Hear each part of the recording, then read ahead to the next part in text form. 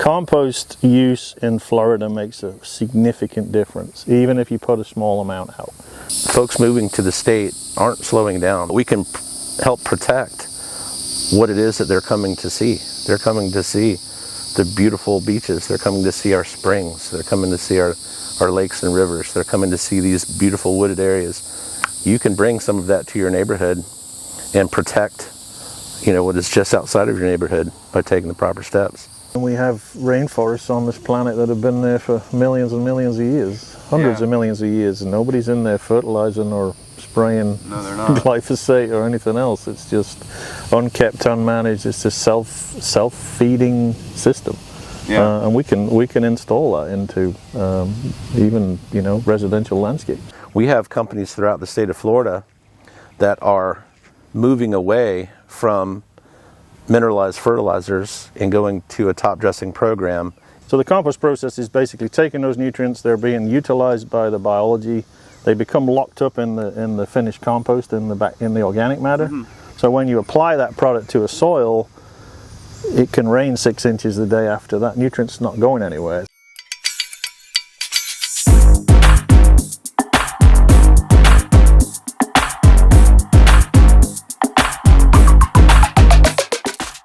Welcome to the Ground Up podcast. In this episode, I speak with Mark Singleton and Darren Midlane from LifeSoils, makers of Command Compost.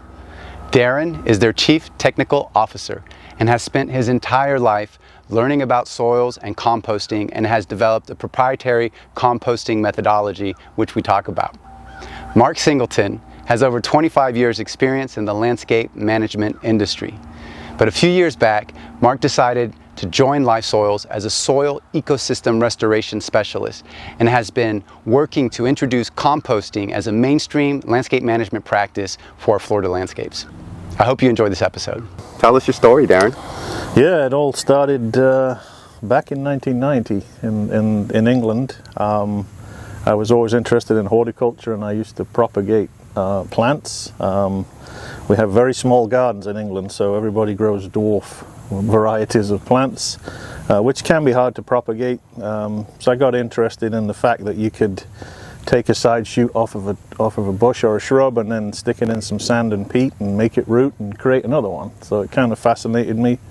But that was the key point. Everybody in the horticultural industry in the UK in 1990 was using peat as a soil media. It was 90% of what was in a bag that you bought at a big box store.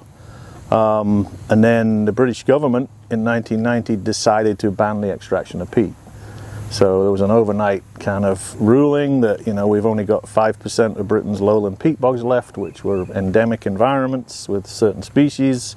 So there was this, rush all of a sudden to not allow any more extraction of peat. Wow. So it kind of drove the industry, shifted my focus from growing plants to some degree because, as I said, everything I grew was in a peat-based media. And everyone was like, wow, what are we going to do? No peat. What do we replace that with? So that's kind of what drove me towards composting and realizing that we had to create peat substitutes. So you start looking at the usual stuff, pine bark. There was coconut fiber that was coming from, but it was coming from halfway across the world, which was expensive. So I realized, and I basically looked at composting and studied it a little bit. I didn't really have any knowledge of it at the time, but anyway, I assembled a bunch of materials. I was in a unique part of the UK where there was some weird and wonderful feedstocks. So I made hundreds and hundreds of different blends of materials, trying to create potting soils that wouldn't react or shrink too much in a pot, where we could get a good root system. What does this look like? Were you in a nursery environment? Did you have a greenhouse? I had a greenhouse, but I had a very tiny one. I had family members that were more in the trade, so that was where the exposure came from. And I grew up in a part of East Yorkshire where there was mile upon mile of glass houses because all salad crops were grown under glass.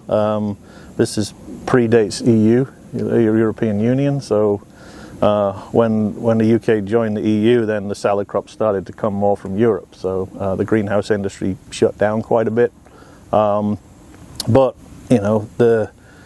the all these batches of compost that you were trialing and mixing up, were they taking up space? Were they in containers? Were they in piles? Just piles, small piles, maybe a cubic yard or so.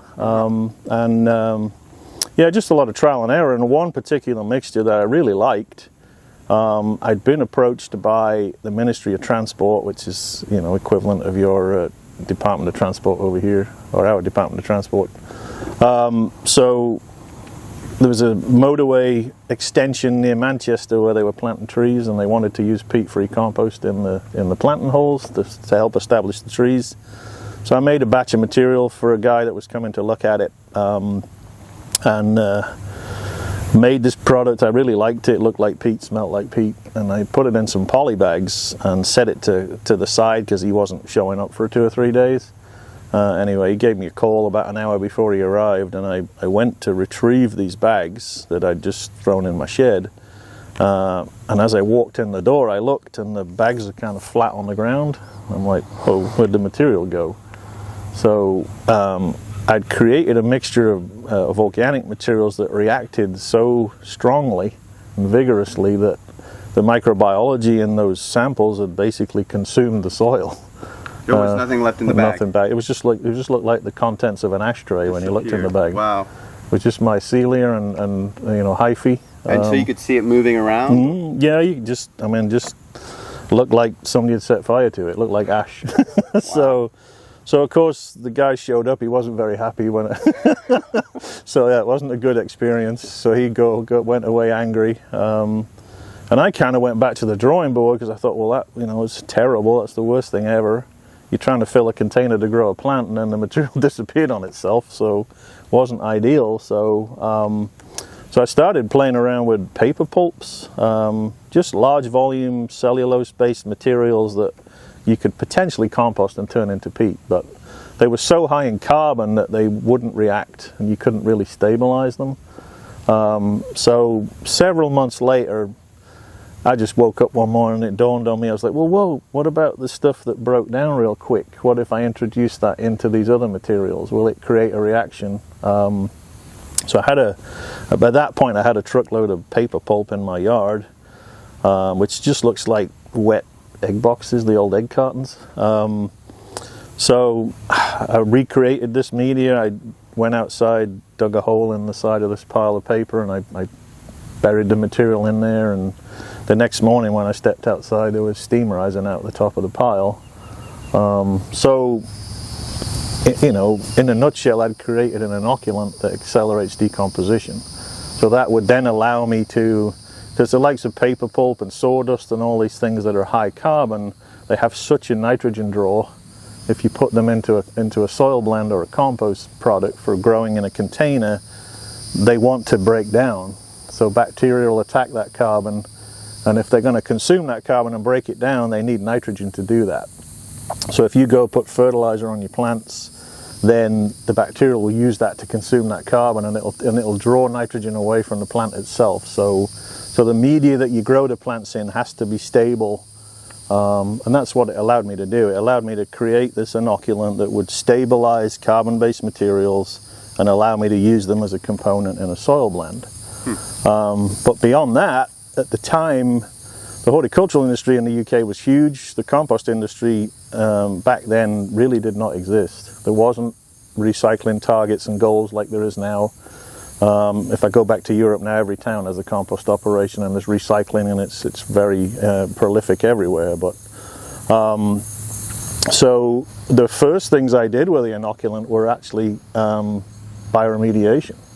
So we were cleaning up hydrocarbons and oil spills using the biology to consume chemicals and that's amazing. Yeah. So you could put it on an oil spill and it would. Yep. It would break 60. it down. We did a test when there was a tanker.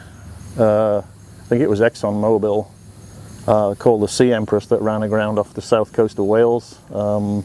We went and collected crude oil off the beach. It was thick, black, nasty material.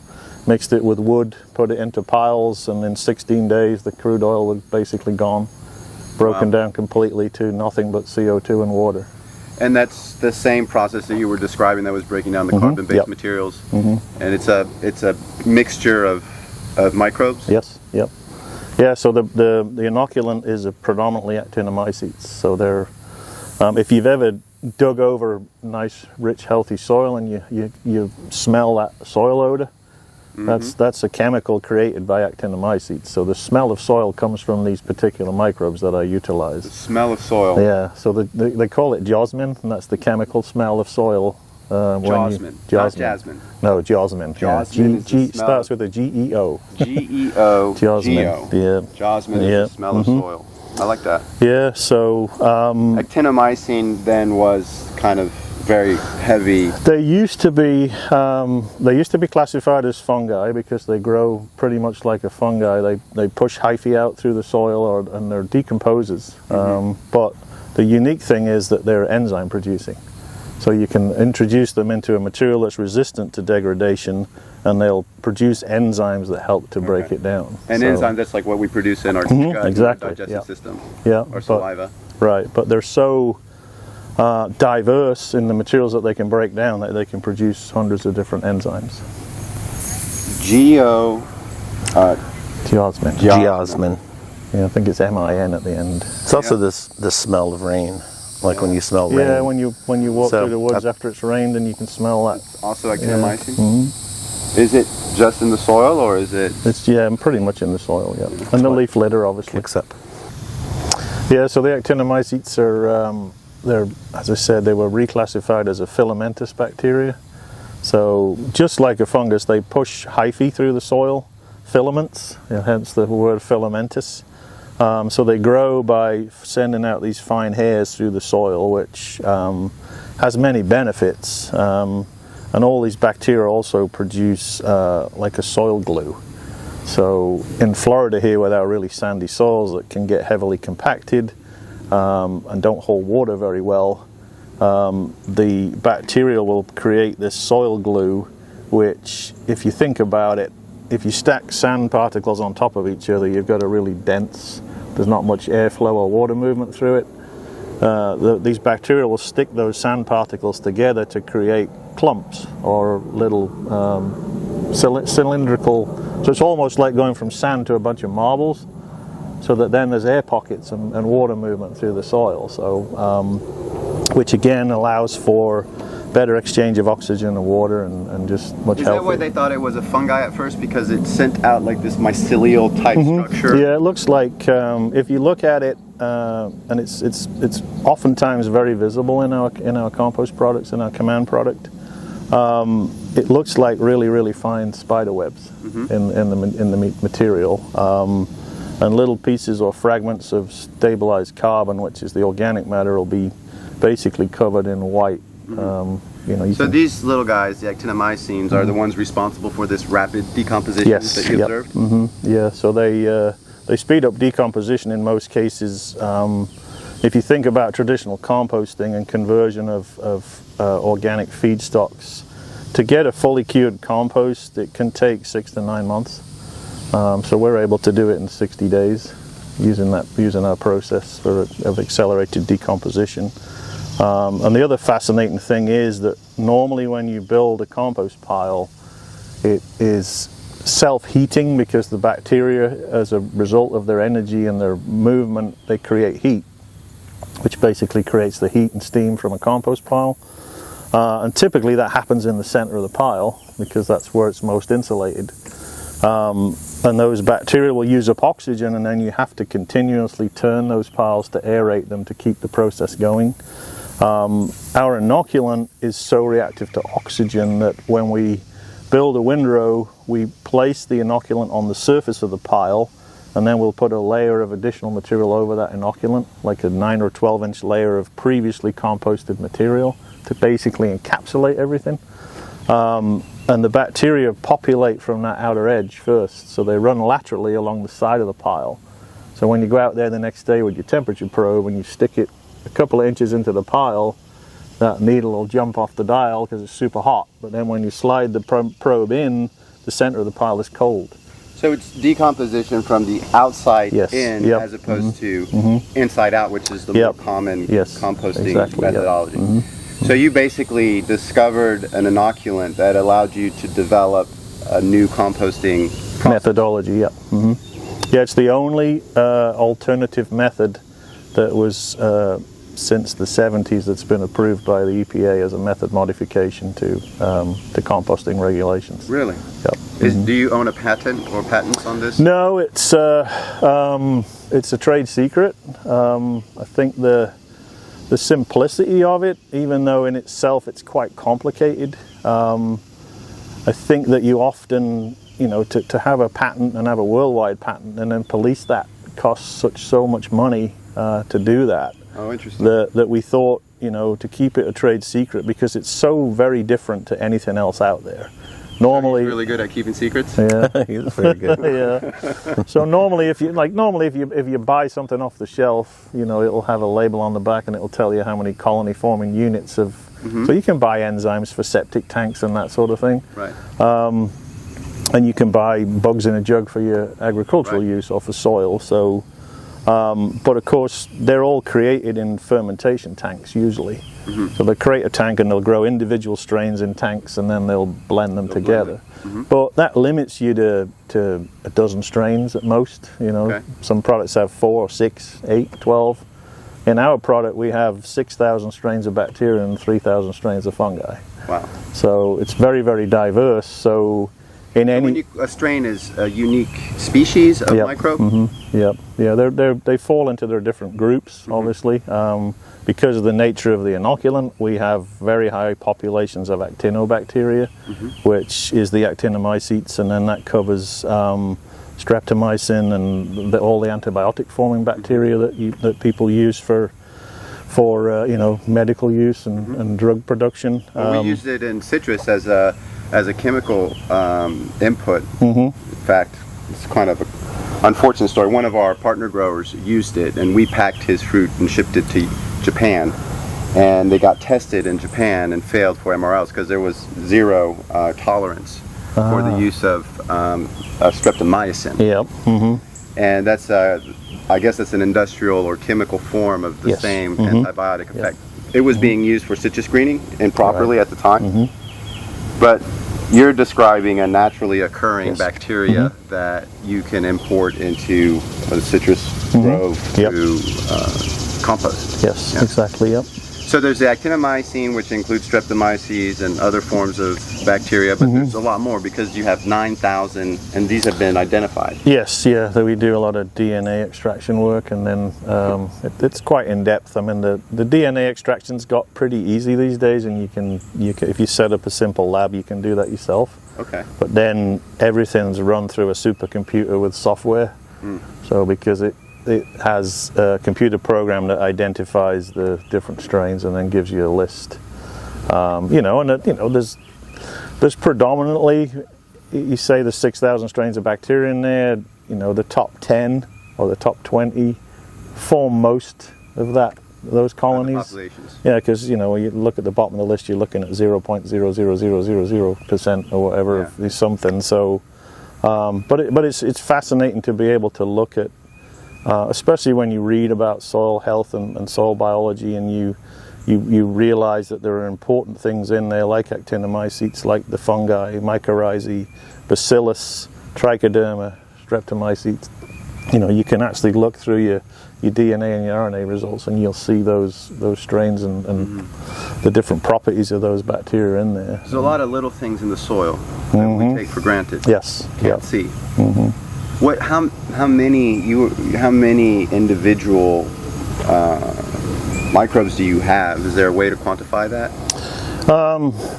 Yes, you can, again through the DNA and RNA extraction. And there's different mapping processes now. There are little handheld units now where you can just take a liquid extraction from a product and drop it on there, and it'll give you a general population. General population, and it'll tell you the most numerous strains of.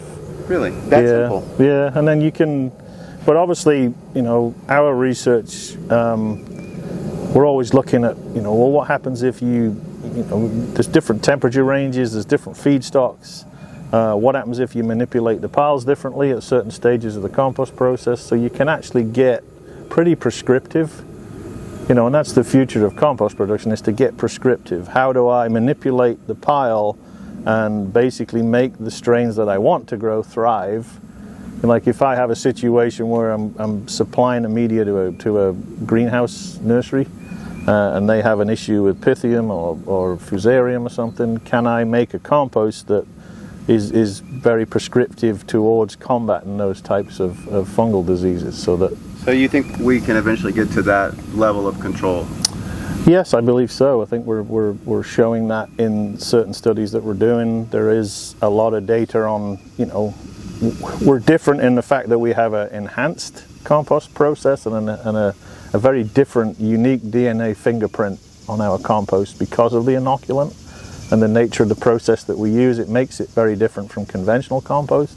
But at the same time, if you look at compost research over the last 3-4 decades, and Harry Hoytink was the father of looking at compost for disease suppression. There's research that he did years back that basically shows that most compost is disease suppressive. It's just that ours is enhanced to a degree. Mm-hmm. It is a superior product. Mm-hmm. We have a lot of experience using it in citrus as well as in ornamental landscapes, and I know you guys are using it all over. Mm-hmm. Maybe before we get to that, I want to switch over here and talk to you, Mark, and hear your story, because you guys come from two very different backgrounds. Mm-hmm. We do. Mine's not quite as interesting as Darren's. I grew up in Florida. I grew up in St. Petersburg. Most of my childhood was spent fishing and anywhere I could ride my bike and spend as much time on the water as possible. I really enjoyed it. As a family, we would go camping, throughout the summer, sometimes for weeks and weeks at a time. St. Petersburg has a beautiful park on the south side of the city, Fort DeSoto Park, and it was close enough where my parents could go to work from there. As we got a little bit older and could be left to our own devices, we were running around, and I didn't wear shoes or shirts all summer long, and we were fishing and spending as much time outside as we could, and really built a love for being outside and spending time outside. As I got older, I started working in the customer service industry, mostly in restaurants, and really enjoyed the interaction with people and spending time and providing good customer service, and it was something that I enjoyed. I moved into inside sales, working for a component company selling electronic components for a short period of time, and sitting in an office just didn't work. I could not really see myself, sitting at a phone, and I wanted to be outside.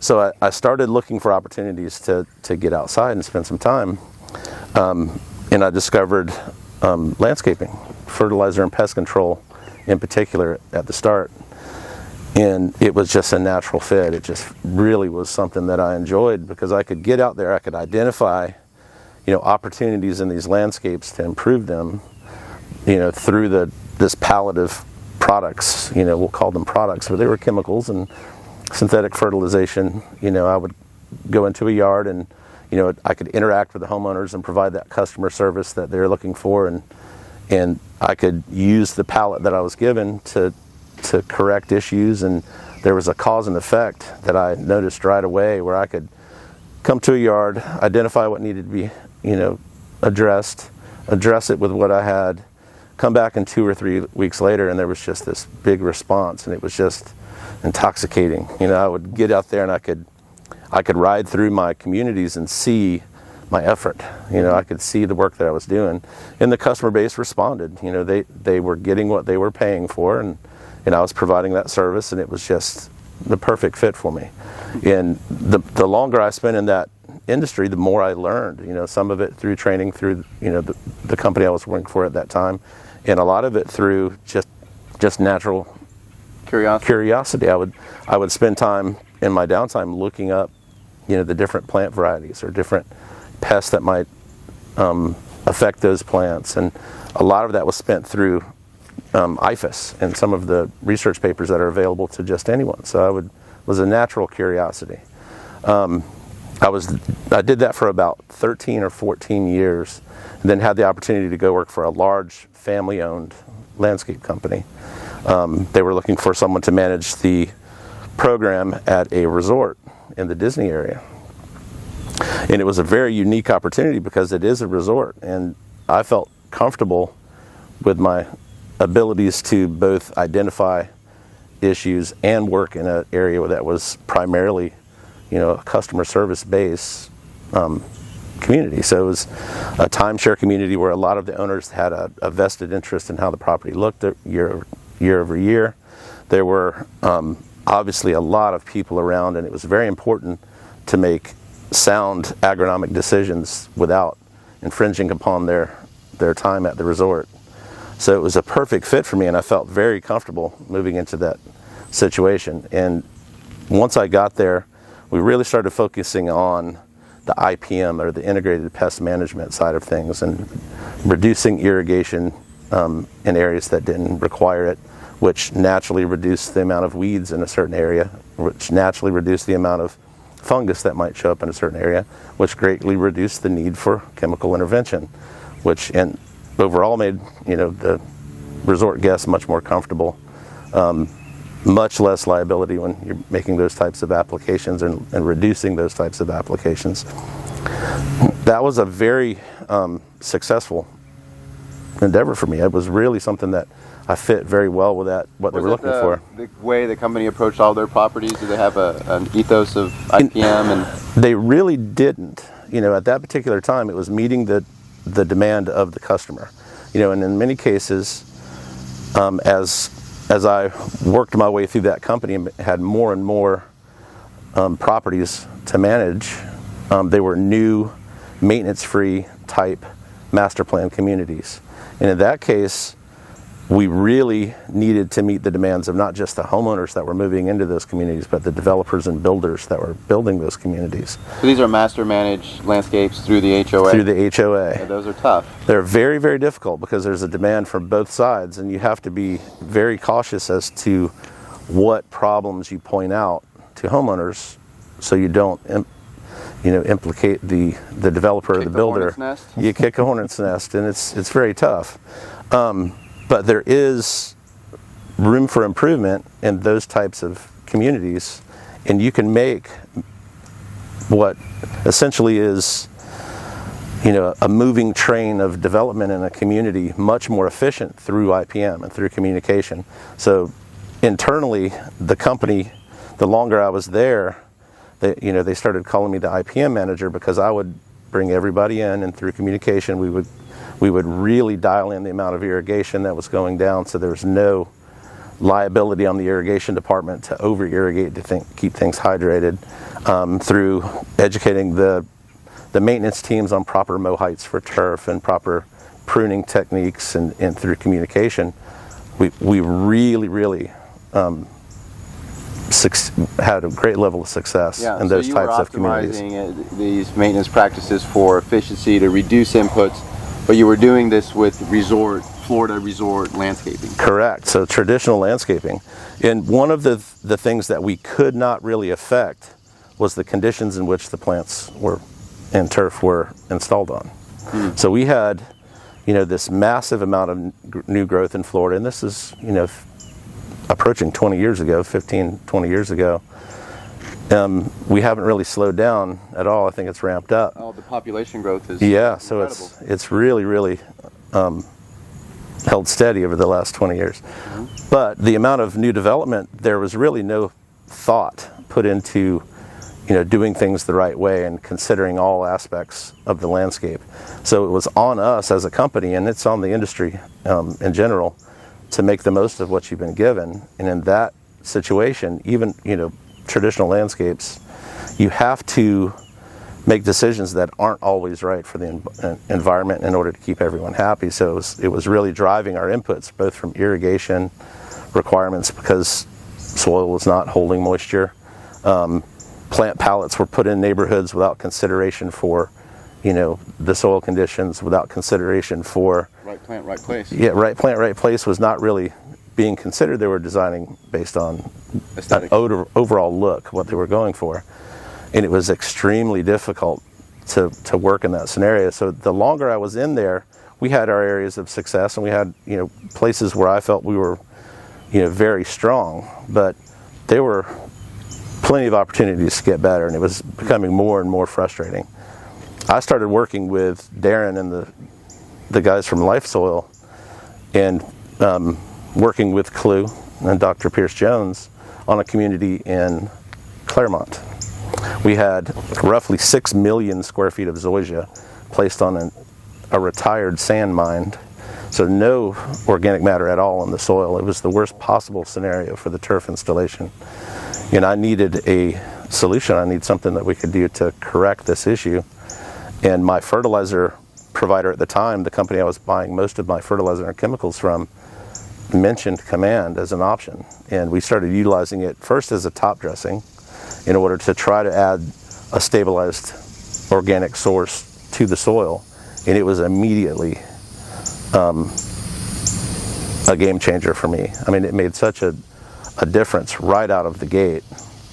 As that progressed, as I got to know Darren a little bit better and Dr. Pierce Jones, they started, really digging into how much water you can actually save if you use this product before the landscaping is installed. So our first opportunity to use this as a soil amendment came during our warranty replacement of sod throughout these communities that were failing.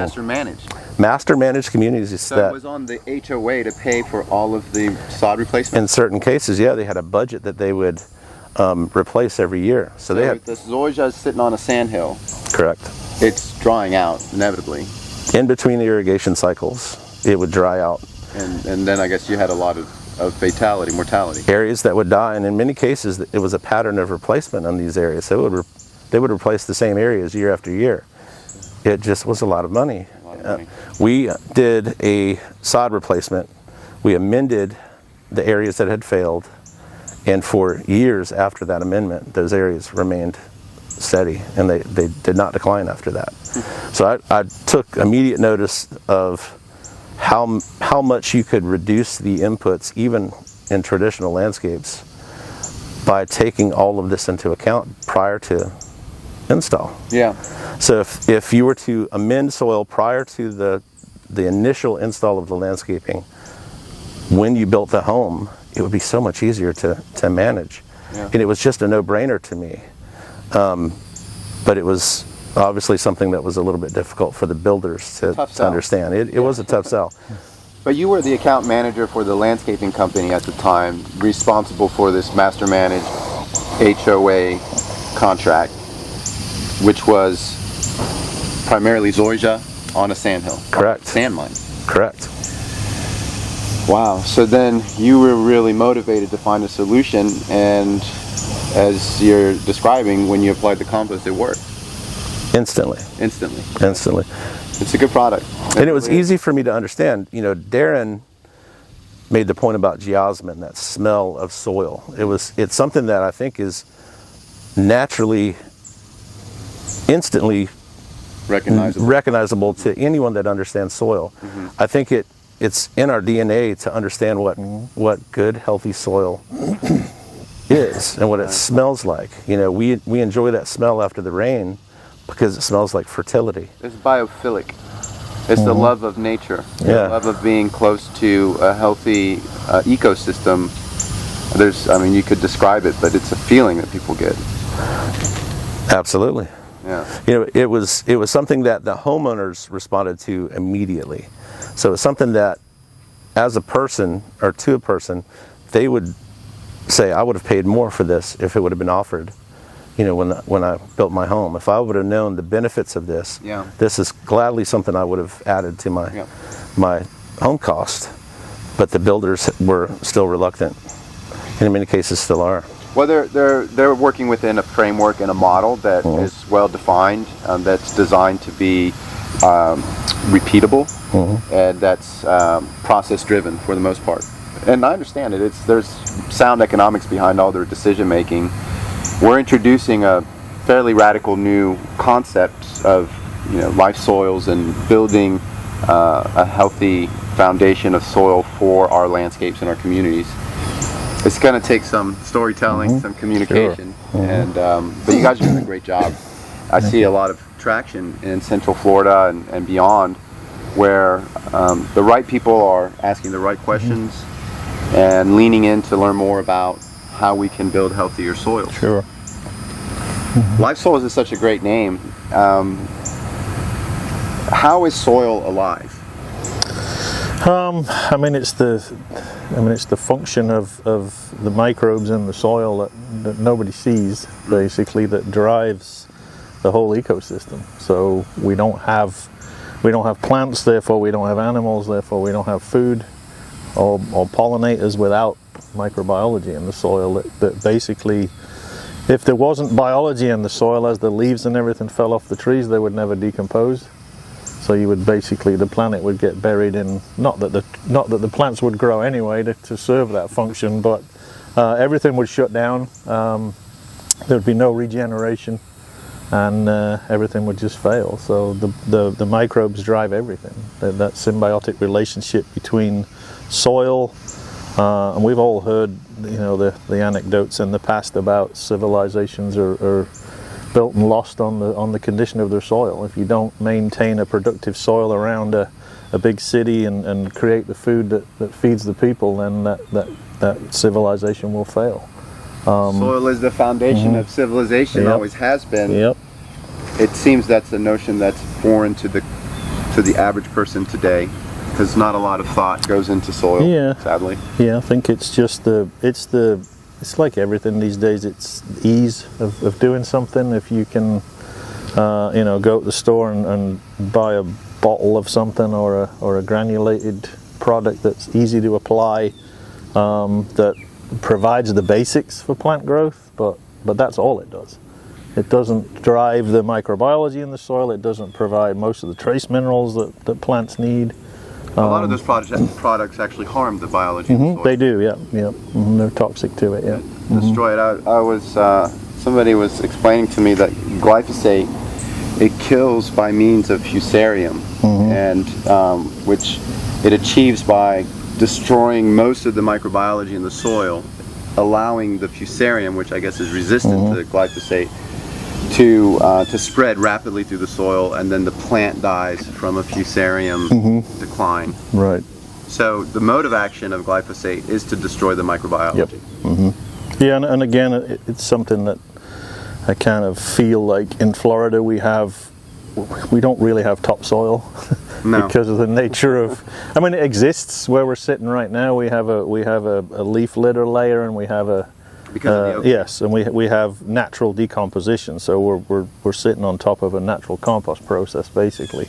So everything's decomposing in the top layer of soil. And if you look at these oak trees around us, they have deep tap roots that hold them up and draw water. But most of the nutrition that they take is from feeder roots on the surface of the soil. Right. In the rhizosphere. So the top 4 inches of soil is where these trees are deriving all their nutrition from. So that's where the life's at. Yeah, that's where the life's at.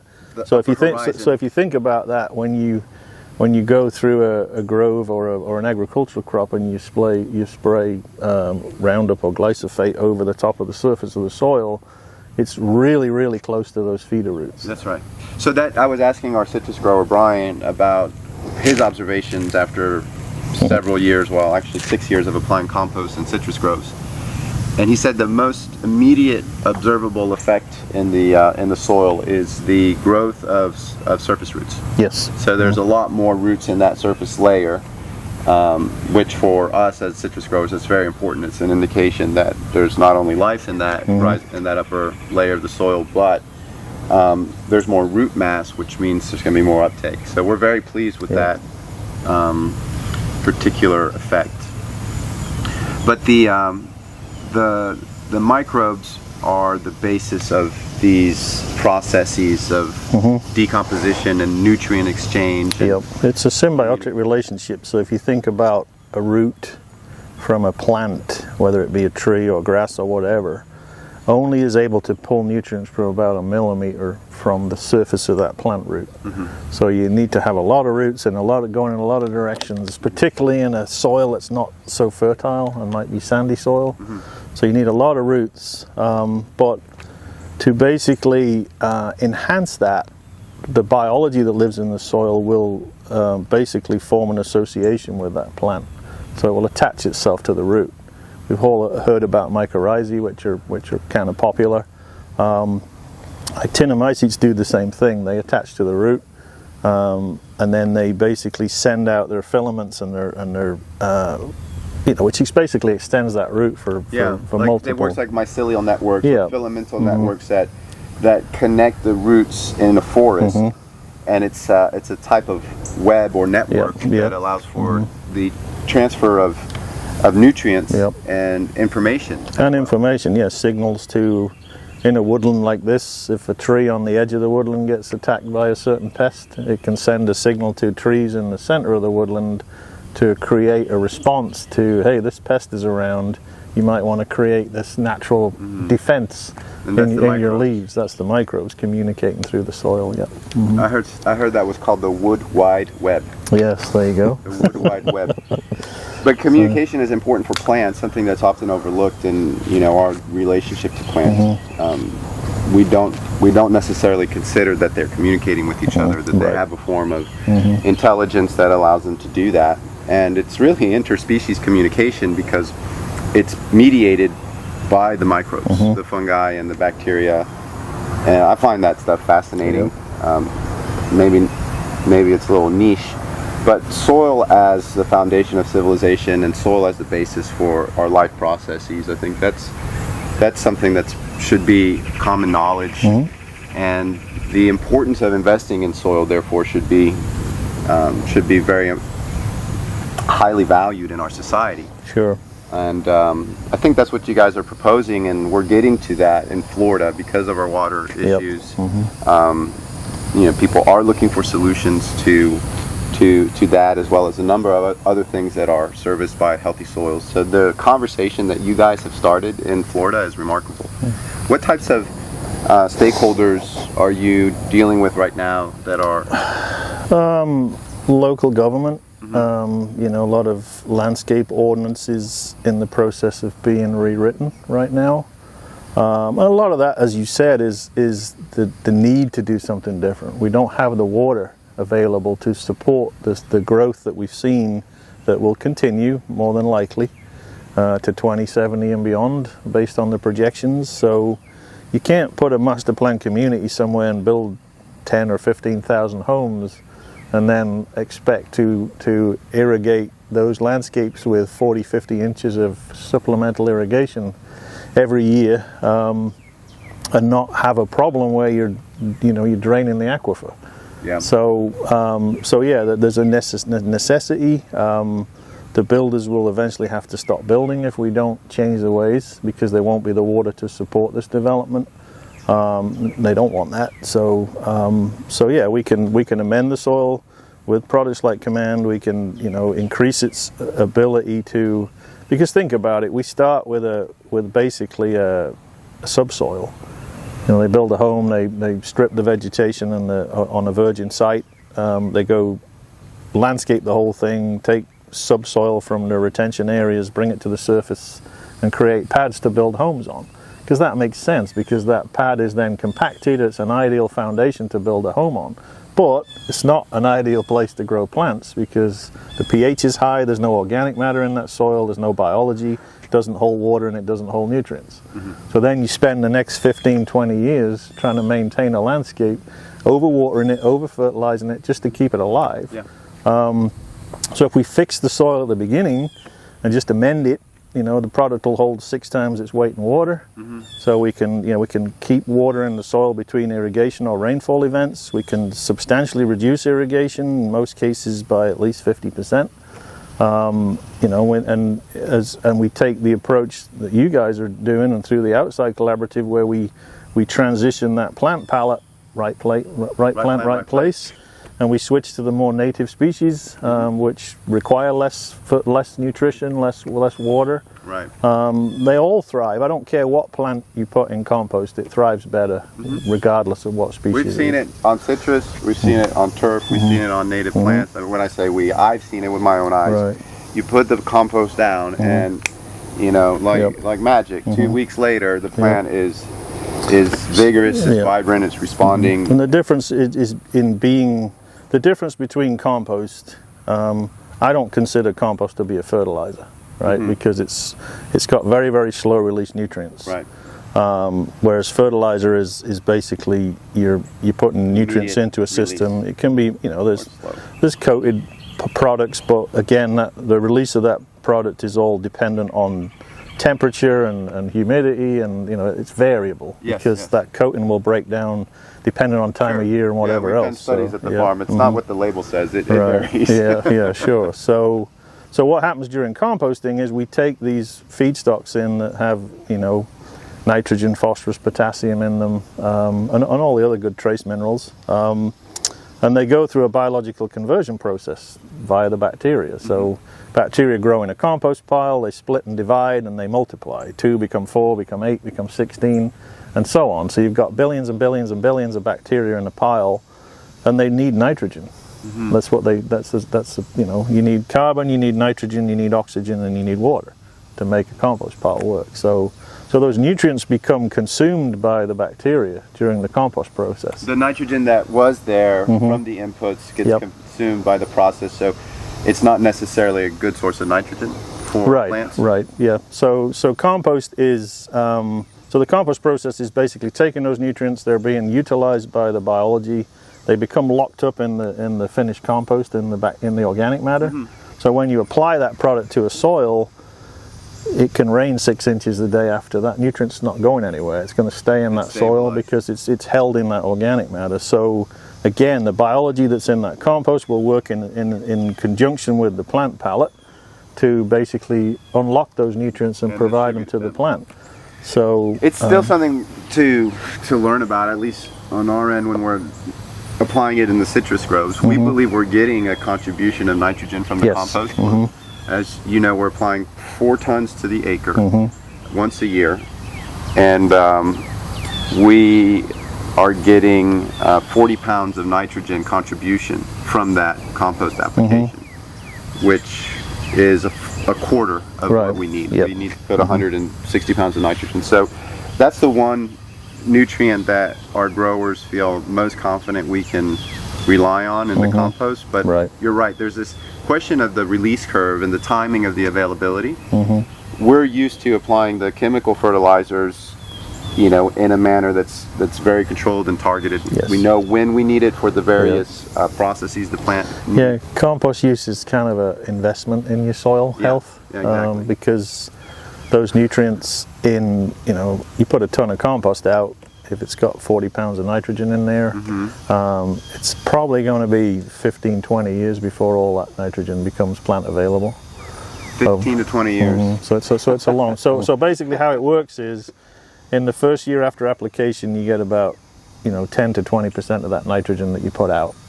And then it halves every year after that. So the second year, that 10 to 20. So it's half-life. So that's useful, and it is a different approach in farming and landscaping, and it's really just a mindset. We're used to getting what we want when we want it, by using these industrial chemicals in a targeted way, in a controlled manner.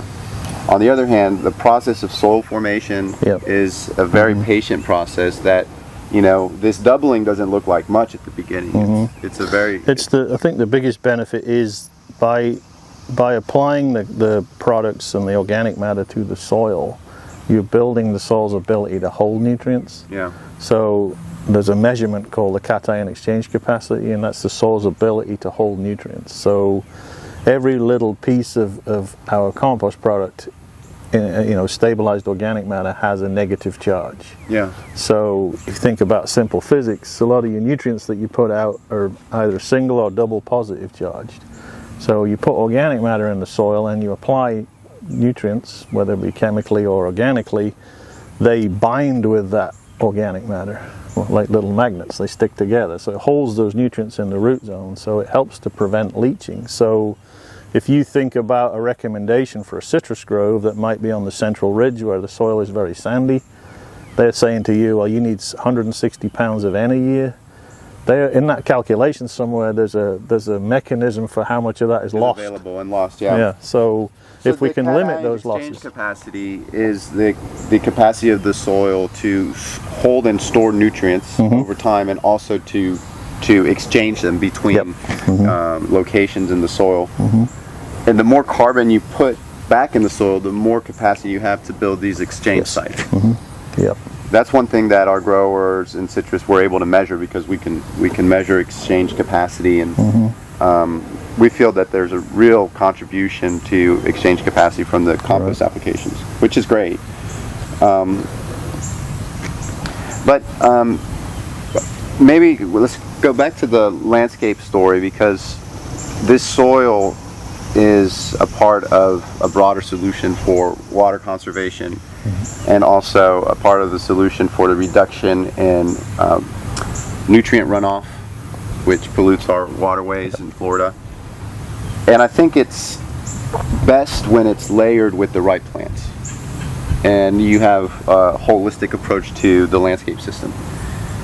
When we can get all the stakeholders on board to really think about a new way to solve an old problem, how to create beautiful landscapes, how to cover ground in suburban and urban communities, and how to manage our natural resources, there's a path. And I think the Outside Collab's done a really great job of demonstrating the integration of compost application with a primarily native plant and Florida-friendly plant palette, which creates a living landscape that does use significantly less water.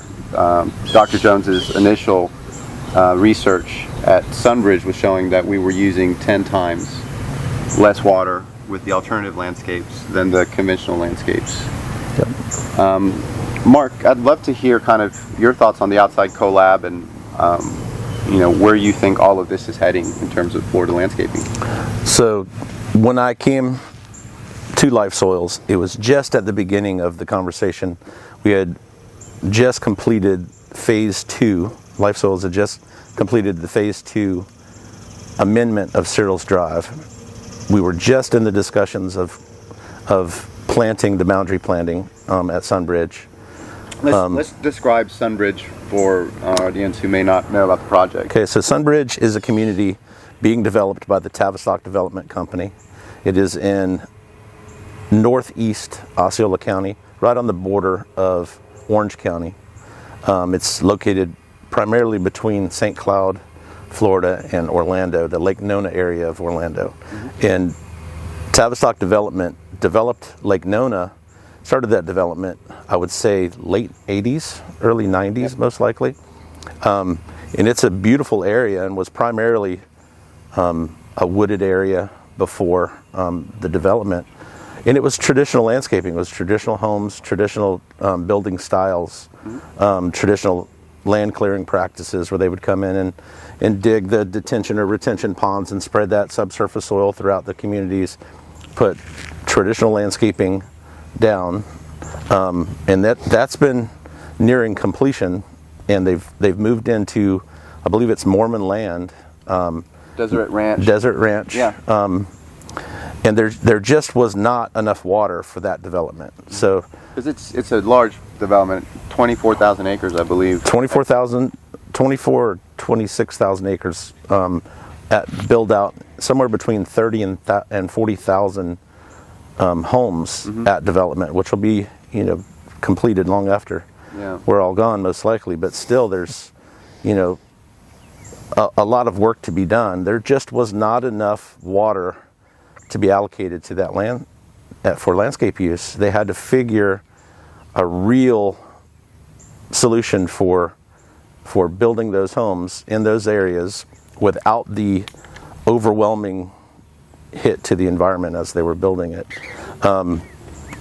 One of the things that they had discussed, and through work with the Outside Collab, was utilizing a more native palette, reducing the overall irrigated area throughout the community for homes and for common areas. And that's when I first came on, that's when we were just in the discussions of working into that community. Still the same traditional land clearing practices. When you're building a community, typically you have the drainage that has to be considered, the lay of the land has to be altered to make sure that the floodplains are addressed. You have to get everything really built up. They dig these giant retention ponds and detention ponds to hold that water and direct that water. That subsurface soil is put out. So you have a traditional style so there's still the issue of poor soil conditions in those communities. One of the things that we've learned with the native plants is if you plant them in that poor soil condition, even though they're acclimated to the environment, they will not thrive without some sort of topsoil, which they're typically used to. Darren made mention that the area that we're in right now has a topsoil because it has leaf litter, it has naturally occurring composting process where things have fallen here over decades, and the biology that's naturally occurring in the soil because of that organic matter helps feed the plants that are native to this area. This is basically healthy soil that went through a composting process naturally. That is soil. But this is gone when you go and develop. Correct. So that is either buried or scraped off and moved away with all of the trees and everything else that's moved out. That subsurface soil that has none of that stabilized organic matter and none of the biology that is typical in topsoil is spread across the top. And if you plant plants in that, it's going to fail. It's a good place, as Darren mentioned, to build a home because it's easily compacted. Well, that same compacted soil is not conducive to growing anything. No, not at all. There are certain weeds that'll thrive in those areas and things that aren't really attractive, but you really need to address that soil across the board. When I came, my focus was on making traditional landscaping less impactful. It did not have to be as impactful as it is, and I still feel that. But learning what I've learned by working with Outside Collab and the team at Sunbridge, it can go way beyond that. We have the ability to address not only the soils, but the plants that are chosen. The amount of pollinators and visitors that you can get to come to your yard. I mentioned earlier to you that we have bee balm in our home, and my 16-year-old has sent me videos of the pollinators, and she pays attention to it, and it's something that really is, I can see the passion starting in her to identify those areas that have the native plants, and we look at our firebush and we see the kids love that insects, stuff. and it's nice to see, the instant attraction and the instant attachment to that. So I think there's a lot to learn from that community. One of the things that I've noticed, right out of the gate, we saw a great response to the composted areas with the pollinators. UCF and Dr. Patrick Boland they've done studies at our boundary planting, which is a planting at the Sunbridge Welcome Center, basically, where they've taken 18 plots, replicated the design, and flipped it back and forth with all native plants. We amended 18 plots and then we amended 8 plots and then tilled all 18 plots. So there was a consistency across the board with tilling. Planted those. The initial response to those plants that were in the amended area were double the amount of pollinators because of the doubling of available blooms in those locations. I love that story because it's really about building biodiversity from the ground up. Correct. You start by getting the soil right. You get the biodiversity in the soil, which drives plant growth, which drives bloom size and bloom quantity. And that attracts a higher count of pollinators. So as you're moving up the trophic layers, you're getting these knock-on benefits, and it's a system of life which is very regenerative, which is beautiful. And it was studied by UCF, and they weren't looking for that necessarily. They just wanted to count how many pollinators, how many flowers were out there, and to see if there would be any difference between the composted plots and the non-composted plots. Which I love that that we saw that in the first year, actually. Yes. Of the research. And it seems to have continued. I think we're coming up on 2.5 years since that install, and we still see a difference in the areas that were composted. And there have been no additional applications made to that location. And then as the community's grown, the first community is I believe about 3/4 completed. So I think there's still some work to be done on homes in the back of the community. It's been interesting to see how the development process has kind of really brought the focus into doing things correctly.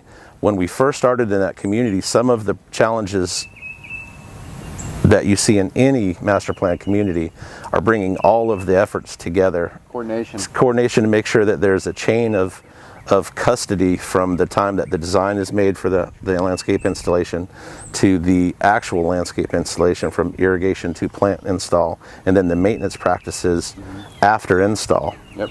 With all of the effort that was being made, there was the opportunity to still over irrigate, or still have a homeowner that wasn't quite as familiar with that type of approach make a decision that was negatively impacting the landscaping. Yeah. And to see Cherry Lake and to see the outside collab and the Sunbridge community come together and really narrow that focus and really dial it in from the start, which was nearly 2 years ago, to now, it brings a lot of it's swarming to the problem. It is working to find a solution to what is inherent to the development process. Right. Because there's a lot of looking forward to get the jobs completed, and it's like a moving train of development. I've described it as, but it's like a moving train that's always working towards a gully that has no bridge built. So it's building that bridge to keep it moving and working together through IPM to make sure that the correct decisions are being made across the board to really reduce the impacts to the communities that these new homes are going into. The opportunity to overwater or not see the amount of savings from that approach is there if there's not a continued education process and a continued work process to make sure you're getting the most out of the effort. It requires a complete transformation of how we approach these landscapes, which means retraining within our industry and introducing new models for governance, new models for management, and then the education of the homeowners. It truly is it's a big task, but that's why the collab is so successful, because it brings together people who share a common goal. The goal is to increase the adoption of sustainable landscaping practices in Florida so as to protect and conserve our natural resources as our population continues to grow. Right. There are actually a lot of people who have who share that particular goal, and it could be developers, cities, counties, water management districts, people from the landscape industry like you and I, super smart soil scientists and inventors of compost processes like Darren. There's a lot of us that want to see that happen, and when you have you have that kind of energy where people are swarming to a problem and who have alignment in terms of what we'd like to accomplish, we can make things happen. And we're learning as we go, and I think that's what you're describing out there at Sunbridge. It gets better each year, but the truth is we're making mistakes every frame, and that's the way we learn. Yep. Yeah, you find opportunities to improve the process, and they may be seen as mistakes, but they are opportunities to do things better. And the homeowners out there play a key role, because you have to arm the natives as you're going through there, because ultimately, as the input from Sunbridge community moves away, they're going to be tasked with maintaining that community. Yes. And the education provided by a developer, by a builder, to maintain a community correctly isn't always there, whether it's a traditional landscape or not. And if there is the effort put forward to make sure that we improve the process, the homeowners that are moving into that community have to be made aware of, and they have to play a role. We're getting to a point where that Sunbridge community, where we have enough community engagement and we have enough homeowners in that community to become part of that process. And they can steer things away. You have to be a little cautious with that. But having that community involvement in that process is also going to teach us opportunities. It's going to present opportunities for us to improve that process, because we are learning how they are responding to what we are doing. And then they can see the effort as well. So I think that was one of the surprising aspects of it, though, that we have attended meetings with homeowners on weekends and stuff, and their enthusiasm is high. Yes. Yeah, it was quite surprising, and this obviously they're now building schools in the Sunbridge Tavistock project. So I was there recently. So we are actually going to work with the schools to compost on property, again to help educate the kids that live in that community, because their whole model there, and it has to be commended, is, you know, the kids growing up in that neighborhood, in that environment, they've protected so much of that native landscape out there, that they're, you know, the whole design there is that they're only 5 minutes away from being immersed in nature. So so if we can teach these kids about, you know, what happens to your food scraps at lunchtime, where does that food go?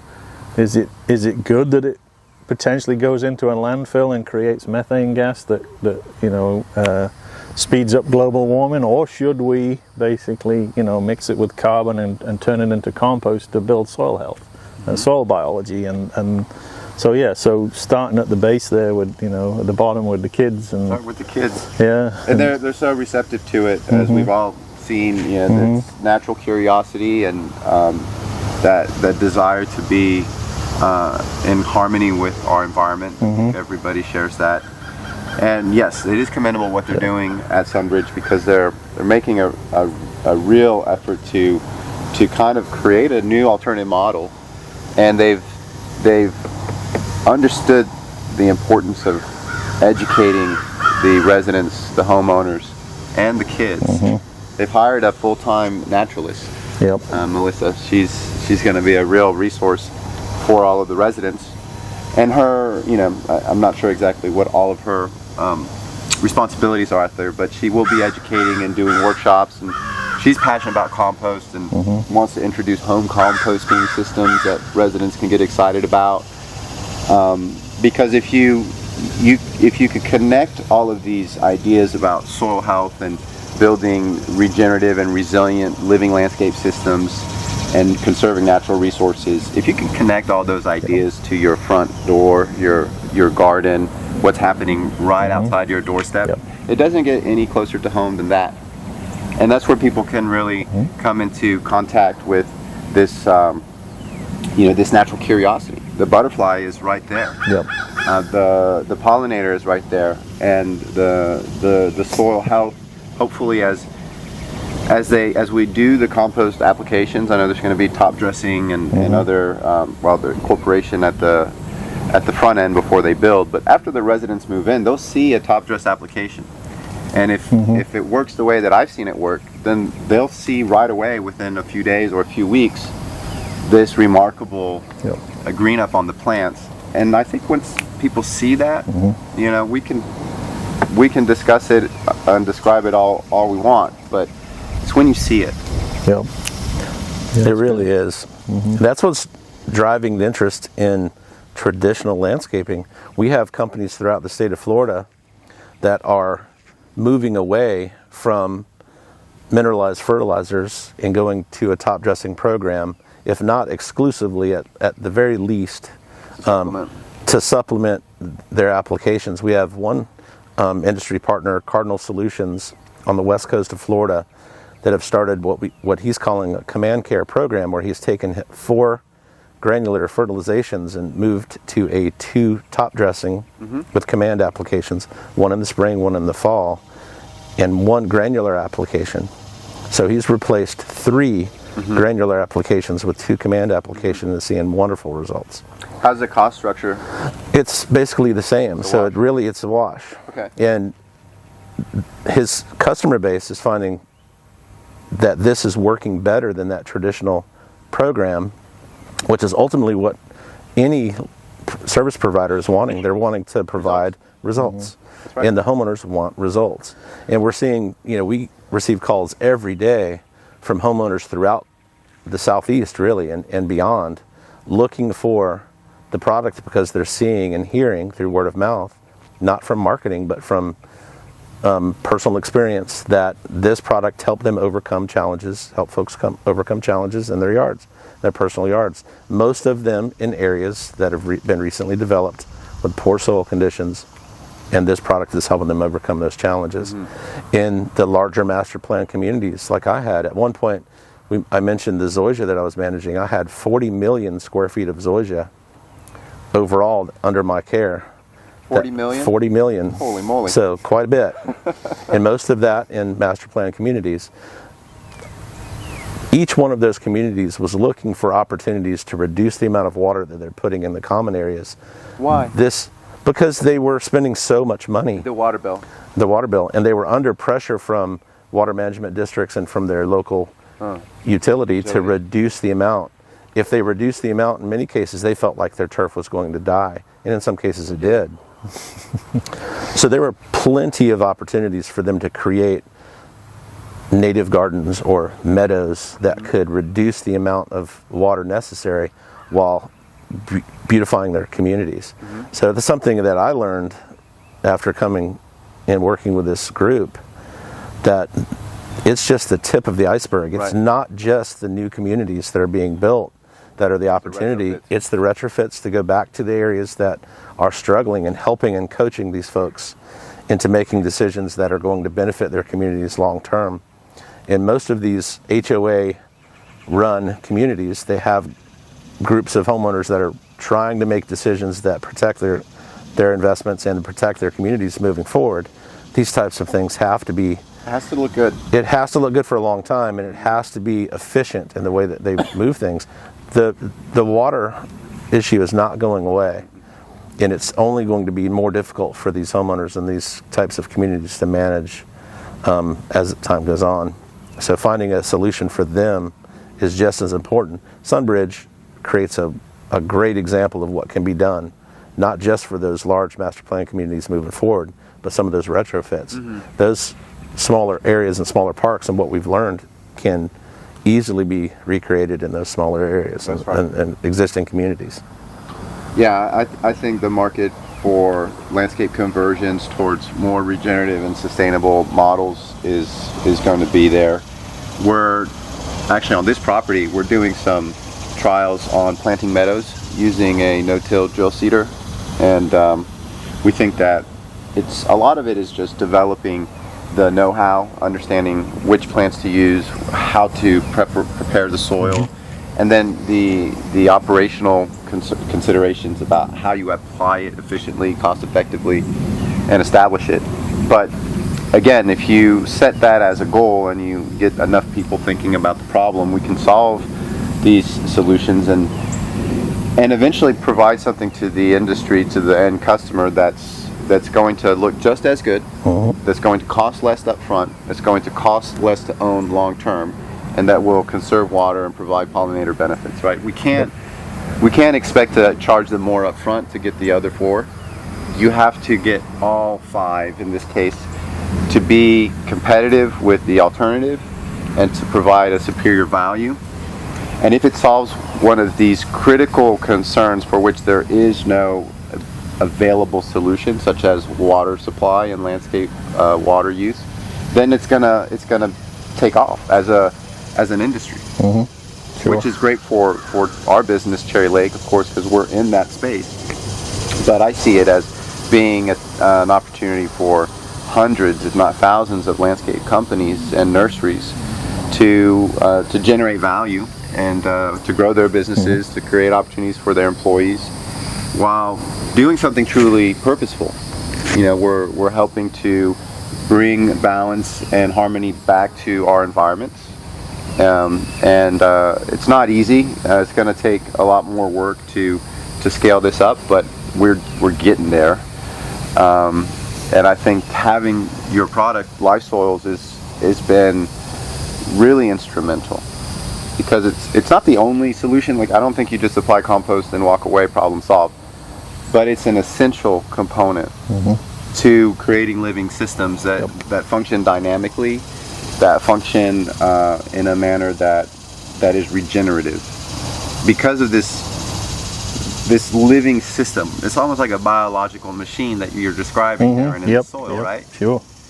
Like there's all of this life in the soil that is interacting between the microbes, the plant roots, and a whole host of other microscopic things. But you have the cycle of life, you're describing this natural oak hammock. The plant grows. There's some senescence in the, the litter falls, and then the life, in the soil just kind of, chews that up and then generates, energy that it can then exchange via the networks of mycelia and filaments to provide that energy back into the plants, and the plants grow again, and then they senesce again, and so you're in this cycle. Yeah, I mean, that's the old, example is, we have rainforests on this planet that have been there for millions and millions of years, hundreds of millions of years, and nobody's in there fertilizing or spraying glyphosate or anything else. It's just unkept, unmanaged. It's a self-feeding system. And we can install that into even residential landscapes. We can. And citrus groves and other crops. I'm sure you guys. What are some of the other crops that you guys are seeing a lot of? Obviously with the drive for home building, we work a lot with sod production, and then we do a lot with sugarcane. And then one side of our business is utilizing the compost as a component of pot and soil manufacture through Southeast Soils. They're the largest supplier of medias for nursery trade across the state. We're starting to get soil from Southeast Soil that has compost integrated into and that's evolving too. We're looking at in a lot of instances, our Command product is widely used in professional sports turf too, so golf courses, municipal sports fields, etc., to maintain turf at a high standard. But in those instances where you're top dressing, you make a fine screen product. So through the screening processes that we now employ, and we just put new equipment in that has it makes multiple products at the same time. So there's various screening decks on a machine that will put out fines, mids, and big product. So we can make 3 products at once. And each one of those products has a place. Like in your soils, for instance, you don't necessarily want a lot of fine compost in those soil mixes because it will hold too much water in a container. So if we use a coarser type product, then we can have better drainage, better airflow, better root formation in a large tree container, for instance. So even that, we're kind of always looking to improve on the products that we supply to the different. And I think that's a benefit that we have, that we are diverse, and we're across all markets from turf to soil amending now, and nursery trade, agriculture. It allows us to create one product, and as a byproduct to that one product, we can then improve another product. So yeah, it's interesting and exciting. So what's the scale right now of your operation? We have multiple compost operations now throughout the state of Florida. The inoculant is manufactured through Harvest Quest, which is the company that I have been involved here in the US for the last 24 years. So the inoculant's actually used across the whole country. We have operations in Texas and Colorado and the West Coast and up in New England, and so the process is replicable across the state in any environment. We have compost operations at 9,000 feet up in the Rocky Mountains, composting products from ski resorts, etc., food waste, yard waste, all that kind of deal. So yeah, it's. Well, here in Florida we have we're on a huge scale right now. We have multiple facilities. Most of them are 40 to 80 acres of open air, windrow composting using this process. That's a lot of tons of compost. Yeah, hundreds of thousands of cubic yards of material a year. And we're part of a team of companies under the organic management nameplate. We are just one of 4 companies that work together. Harvest Quest, he mentioned, which he created to create the inoculant that's used across the states and across our book. Southeast Soils, which is a blending company. We have Compost USA, which is our main composting company, where we produce all of the compost used to create Command. and the compost used for the blending of the soil products.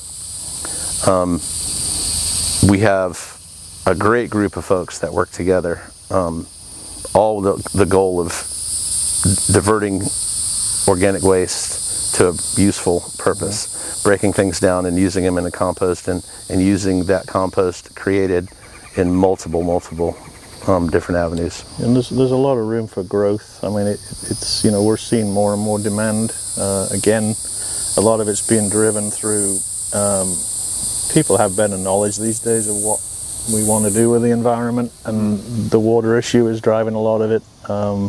Municipalities are starting to realize the benefits of what we're all doing, especially the outside collaborative has been a massive part of that, of educating everybody on what local municipalities should be doing with their landscape codes to make developers or builders improve soil so that they don't have the demand for water use and over fertilization, etc. So on the agricultural side, same thing. I mean, we're seeing so much swings in climate these days that are just driving a lot of issues. It goes from super dry and super hot to too much rainfall all at once, and the soil conditions are just changing constantly.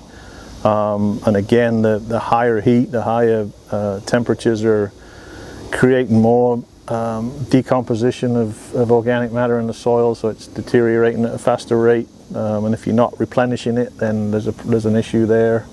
So yeah, it's I think it's just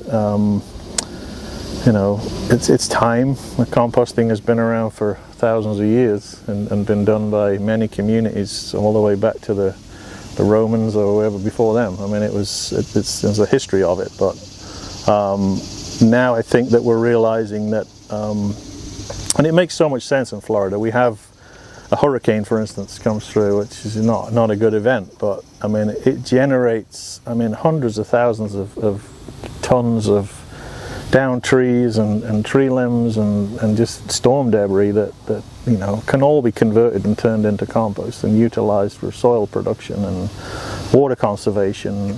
Right now it's just ground, and in most cases they pile it up, and there's a cost to dispose of this, which produces no value.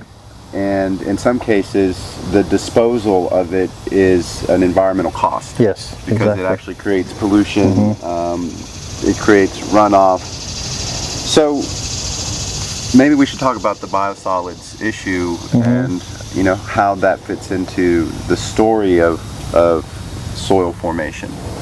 Yeah, I mean, if you think about it, we have mining operations that mine mineral fertilizers from certain locations on the planet. That's a finite resource. It's going to phosphate particularly. I don't know how many years worth of additional phosphate. I heard 30 mine. or 40 years. Yeah, but I mean, I think with more and more restriction on mining new areas, I think it's going to end quicker. The only major source of nutrients other than chemical fertilizer production is what we create. Wait, let's just go back to the phosphorus thing, because I heard 30 or 40 years, but I'm often mistaken about what I think I know. Is that true that we could run out of phosphorus in a generation? I think it's not so much that we run out. It means that the deposits that are remaining are more difficult to recover. To achieve, yeah. So that drives up the price of fertilizers. They're all in Morocco, I think, and then that's hotly contested between the Algerians and the Moroccans as to who owns those phosphorus deposits. But there's only a few phosphorus deposits in the world. Florida is one. Yeah, you've got your Christmas Island rock phosphate, which is coming from a very small island in the middle of nowhere. Fish bones or something. Yeah. And then I think 70% of the world's phosphorus is tied up in Morocco and China. Yep. So geopolitically already, it's a hot issue because it leaves you wide open to being controlled. You can run out of oil and everybody would live. If you run out of phosphorus, everybody would die. Yep, can't grow. So that makes you look at, we're the only species on the planet that creates waste. So it's kind of disappointing, but there you go. But look at what we generate, right? We generate tree trimmings and yard waste from our yards. We generate food scraps every day and food waste. There are a lot of byproducts of, brewing and all kinds of different food industry applications. And then there's biosolids, We all poop. Everybody, uses the bathroom every day, and it's flush and forget, basically. So where does that go? It goes to a wastewater treatment plant. It gets treated through some quite sophisticated technology in most cases, and you're left with biosolids, which in a state like Florida, where we've got a 23 million population now, plus the tourist influx, which is on top of that. Enormous, yeah. Yeah, I mean, we generate, a lot of biosolids. Mountains. Yeah, mountains of it. So it used to be land applied, which obviously is being phased out because of, public perception of that. In fact, if you've ever seen a truckload of treated biosolids, it doesn't look like what your head They're would. like little pellets? Yeah, it's kind of, it goes through a belt press in most cases, or a centrifuge, so it basically looks like a pile of grey soil. Okay. It's polymerized, so it is wet, but it's not free-flowing. It's kind of a solid. But I think people's perception sometimes is a truckload of turds and toilet paper. So yeah. It's already processed. It's already processed, so. The land applied means they just spread it on ranches? Yeah, they would take, processed biosolids and land apply it, which, based on the research that's been done by the University of Florida and others, is a sustainable practice. It's not really a problem unless biosolids are over applied. But again, the public's perception of land application of biosolids is not favorable. So what's the alternative? So a lot of biosolids in the state of Florida are buried in landfills every day. They just bury it in landfill. So, but a landfill can only take so much biosolids, because biosolids is polymerized water, typically 20% solids, 80% polymered water, basically. So it's like Jell-O. So if you put too much biosolids in a landfill where you're running giant compactors over the top, it destabilizes it. So it gets kind of mushy. So There's no issue with just burying biosolids? Like, wouldn't it leach out into the water? No, the landfills these days are all lined and collected. Everything's collected, all the leachate comes through. It is an issue because it generates a lot of leachate, and then that leachate then has to be tankered away to a wastewater treatment plant to get treated a second time. So, and the downside there is that in that landfill there are a lot of other materials that get mixed into the leachate. That get mixed into the leachate. So anything else coming out of that leachate, which could be, anything in there. So that's an issue. So, but the other issue with putting biosolids in landfill is that everything you put into landfill in an organic form decomposes in an anaerobic situation. So no oxygen, because it's buried, and then they cap the landfill with soil. So it creates methane, and methane is 26 times more potent than CO2. So one of the largest contributors to global warming across the planet is methane gas from landfill. So do we really want to put organics into landfill where they'll create methane and nitrous oxide, which is way worse than methane even. So so what's the alternative?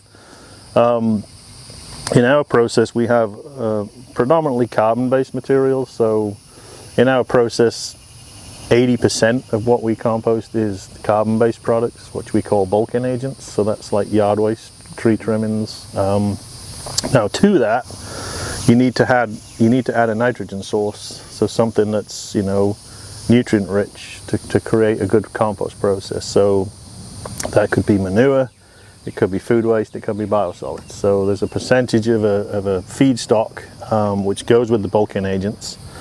The old term in home composting is browns, which is your carbon, and greens, which is your high energy material. So the right ratio of browns to greens. So excuse me.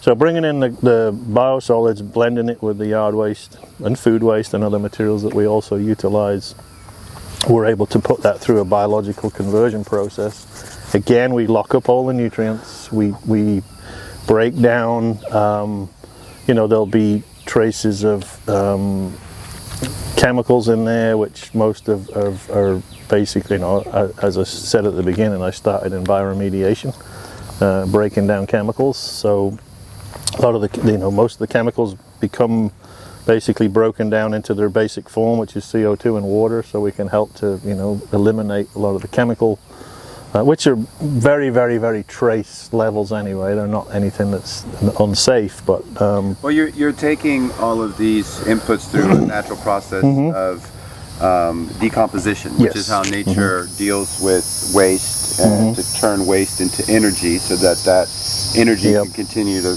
flow through the system and benefit the rest of the species in the system. So it in fact takes whatever input you're putting, brown or green, takes it through this process of decomposition, which essentially reduces and maybe eliminates in some cases any of the harmful substances or toxicity down to their elemental. Yeah, they're down to trace levels, so they're not, considered an issue anyway. Yeah, it's a really good alternative to just dumping things or burying them in the ground and recycling the leachate to continuously. And it's using it in a purposeful manner. Yeah, it's the green loop basically. The green loop. We create these problematic. They're not, in a sense, they're not that problematic, but I mean, we create a lot of yard waste. Natural phenomenon like storms and hurricanes now create even, amplify that. Yeah. So the green loop. What's the most basic way of explaining the importance of keeping things in a loop? Well, I think it's beneficial reuse of what we generate. I mean, we've all seen it over the years with the evolution of recycling, where we now separate aluminum and glass and plastic, and we have a recycle bin that we put by the curb, and we recover those materials and they get reused. So why not do that with the organic waste that we generate, with our tree trimmings, our leaves, our poop, our food waste, food scraps, and the ability to grow that. I mean, there are certain states like California that have mandated recovery of organic materials, so nothing goes into landfill. In the state of Florida, we divert about 3% of our food waste from landfill. It's very... So 97% of our food scraps goes to landfill. You can see them when you're driving down the road. It's the only mountains in Florida. Yeah. And you can smell them too. Sure. I prefer the smell of soil, which is, again, what was the word? Geosmin? Geosmin. Yes. I've been to your facilities, right? And I took my sister there, Melanie, because we were considering potentially leasing some land for you guys to do a facility. And my sister asked me, well, is it going to smell? I'm like, well, why don't we go? Why don't we go for a tour of one of the facilities? And we went there. And she came away telling me, well, I love it. It smells just like Normandy, because we're French. We're from Normandy. And when you're out, it rains all the time in Normandy, and there's a lot of organic matter in the soil. It's super rich. After the rain, the soil bubbles. Oh wow! And you can see the worms. You don't have to dig for them. They come to the top. They come to the top. So it's a place where we grew up, and it's just I know her heart is in Normandy because she loved my grandmother so dearly. Was her mentor, her role model. Right. So her, she has fond memories of growing up, spending summers at Grandma's house and playing in the yard. So that memory of the smell of soil is very strong. And when she left your facility, she said it smells just like Normandy. Yeah, and again, that goes back to the nature of the process and the cooking from the outside in. Yeah. Because of that, we have again physics, but an enhanced chimney effect. Yeah. So we all know heat rises. Yeah. So in a triangular shaped or trapezoid windrow, if it's cooking on the outside, the air doesn't have far to travel to get to where the biological activity is, and then heat rises out the top of the pile, which draws additional oxygen into the side of the pile. Okay. So we design our windrows with the correct grind size of material to create the correct porosity inside. So it allows us to compost from the outside in, which ensures every part of the windrow gets up to high temperature, which will kill weed seeds and such things. And then at the same time, because it cooks from the outside in, it remains aerobic, so we don't have to turn the piles all the time. Right. Now the real benefit of that is is that the microbiology in that row gets so prolific you can visibly see it when you scrape the side of the pile away. You can see that spider web. It's yeah, like white. It's grey and white, and you can see all the filaments growing in there. So by not turning it all the time, we're not disturbing those colonies. So we end up with a product that is really, really biologically diverse. It's not the same as all compost. I think compost is good generally. We yes, should absolutely. encourage compost wherever we can. Yep. But not all compost is made the same way. Your process is very specific, as you've described, and I think it is. Yeah, we've always had a focus on the aspects of composting. It's an interesting business because you're taking waste streams, which there's a cost to that to dispose of it. So we are in most cases getting paid to take those materials, but at the same time, our focus has always been on end product use. So we want those products to be the best they physically can be and possibly can be because of the diversity of our business. We want to put high quality products out into the landscape and agricultural industry, into the soil blending side of the business. So it to a degree it even limits what we bring in because the length of the process, the quality control, and so it's much easier for us to establish a new location and bring material from a closer distance to cut down. You cut down on the freight cost, freight and carbon footprint. But at the same time, like I say, we want to maintain that quality. So it's just easier to have regional facilities than one giant big one in the middle of the state. So that makes sense. It's nodes in a network because you have to be close to the input sources and close to the end users because that freight is a big portion of the total cost because we're talking about a lot of volume. And if you think about how the landscape side and soil amending can potentially grow, it's basically putting all that material back where it came from. That's right. Use what we have. It's basically free at that point. But I want to bring this home because I get so excited.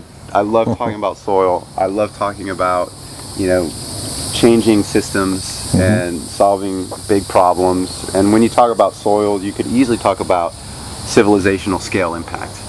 That book, y'all turned me onto it. It's called Dirt: The Erosion of Civilizations. Such a great book. And it talks about why Egypt was so successful because of the continuous flooding of the Nile was continuously replenishing their soils, allowed them to outlive and outlast so many civilizations that started high on the mountain and had to keep moving down the mountain as their soils were eroding until they ran out of soil completely, and that's the end of that civilization.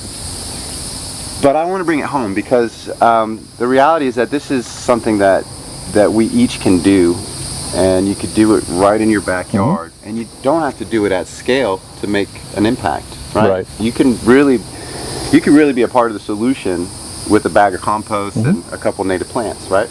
Absolutely. And there's opportunities in everyone's yard. So even we've spent a lot of time discussing these master plan communities that are building on scale, these really large communities that are going in everywhere, and places like this are disappearing and turning into gated communities and master plan communities. But there are existing homes throughout the state of Florida that are having similar challenges maintaining a landscape. There are opportunities for them to create a home composting kit, do composting at home, take advantage of commercially available compost. Command is available throughout the entire state. Add some native plants, bring in those pollinators, see what we're seeing at our house and what we're seeing at Sunbridge and what we're seeing at the edge planting and at the Cherry Lake entrance where it's just alive with pollinators. Look for opportunities to reduce your irrigation inputs. Challenge yourself to reduce your irrigation input. Take the steps necessary to make less of an impact. The more people that do that, the more beneficial it is going to be to the state of Florida as we move forward. The folks moving to the state aren't slowing down. They're not going to slow down. But we can help protect what it is that they're coming to see. They're coming to see the beautiful beaches. They're coming to see our springs. They're coming to see our lakes and rivers. They're coming to see these beautiful wooded areas. You can bring some of that to your neighborhood and protect, what is just outside of your neighborhood by taking the proper steps. Yeah. One person at a time. One person at a time. Yep. Nothing is too small. Start with a little corner of your yard. Yeah. And try it out. Try it out. So where can you get a bag of Command Compost? Call your local professional landscape supply. Most of the larger ones have product in. Landscape supply, so like Site 1? Site 1, Ewing, FIS, things like that. So there's some really wonderful regional partners that we have. Yard Stop is one in Mount Dora. Mm-hmm. They sell both bags and bulk material, sorry. Big Earth, they have 5 locations in the west coast of Florida from Tampa to Sarasota. They all carry the product. We have partners in Claremont with Smoky Valley Stone. Yep. They also have a location in Sanford. Mm-hmm. And then JSJ Unlimited in Groveland, which is a great partner of ours. Mm-hmm. They're providing top dressing services. They're providing soil amending services, and they are a distributor of the product as well as top dressing equipment that's really specialized for applying the product to turf areas. They provide that as well. Yeah, you have to have the right equipment to do it efficiently. And we're hoping to become a distributor as well, to be able to provide the compost to the residents at Sunbridge. And we're going to look into investing in some equipment, maybe a mulch truck. Mm-hmm. That would be hopefully the most efficient way to apply to shrub beds and so forth. But I would also say call your professional applicator. So if you have a company that does your service, if they're providing fertilization and chemical services, they know about Command. It's something that the industry has grabbed a hold of, and they're starting to use it across the state, across the southeast really. Any of the larger ones all the way to the smaller ones have access to the product, and they can apply it. If not, they can certainly give you information on how to get it locally. So it's out there. Use it. It's there. Use it. That's it. I'm going to ask you another question since you're here, and I'd be remiss. I'm thinking about radical soil formation, and I don't know, this could be naive of me, but can you create 3 or 4 inches of topsoil over time? And what kind of practices would that require? Obviously it's on open ground. It's much easier to kind of apply a significant amount at the beginning, so you can basically amend that soil as we're doing with the new home construction. But other ways to do it is to apply compost as part of a program, particularly in the likes of agriculture. Cover crops are another good way to add to that. A lot of the growers have cash crops that are short cycle, and then they have a fallow period where they put a cover crop in. Mm-hmm. That could be a nitrogen fixing crop, and then when they go back to production again, they basically till that crop. They chop it down, they till it in, the roots decompose all of that carbon. Yep. So the cover crops, certain grasses and certain species are gonna drive soil formation faster than others. Yeah, and if you look at the studies that were done, UC Davis did a study over, I think, a very long period in California, and they looked at the use of compost and cover crops. Cover crops they added to the organic matter content of the soil, but only at the surface level. So at any depth, there was no difference between start and finish. But applying compost, even to the surface or the top few inches of soil, basically changed the soil profile to a much more significant depth, 12 to 18 inches. So compost is by far the quickest way to improve soil structure and build organic matter and cation exchange capacity and all the good things we talked about. So, but how do you... It's like this, if we look at that soil right there in your hand, it's pretty dark.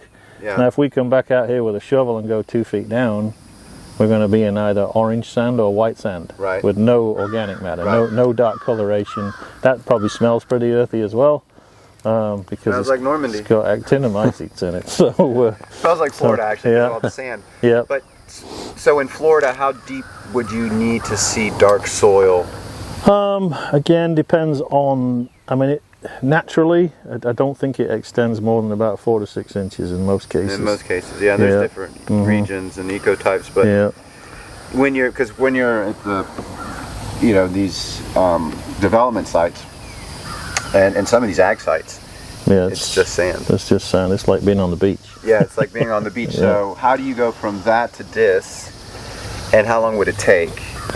Again, like I say, if you amend the soil initially, like if you were taking out citrus trees and putting replants back in, there's an opportunity there to band the compost and till it into the rows, and change that soil profile to a 4 to 6 inch depth.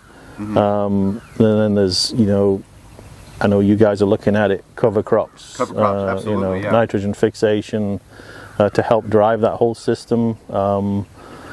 We've talked about Roundup or glyphosate. You got to stop. You got to stop using. You got to stop. And I think one of the most interesting, one of the first citrus groves I worked on was here in Claremont with a guy called Rex Clance. Oh, I know Rex. Yeah. So that obviously is obviously part of Wellness Way now.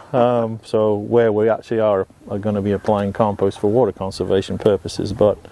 In his grove, he actually was mowing his middles, and he retrofitted his mower to blow the clippings under the trees onto the compost that we were. Okay, side discharge. Yeah, so of course it was adding to that whole system of mulching and organic matter formation, and the feeder roots in there. I mean, you could physically go out to that grove.